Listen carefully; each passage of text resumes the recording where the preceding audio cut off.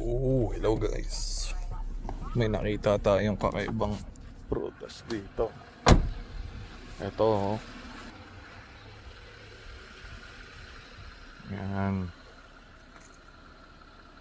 Dami. Yan oh. Hanggang taas. Yan, sobrang dami. Paano kakainin to? Wala naman laman. Pagbukas ng bunga niya, prutas na. Ito yata yung laman. Boto eh. Kasi ginugol ko, edible daw eh. Paano kakainin? Pagbukas ng bunga, boto agad. Ayun o. Yamot.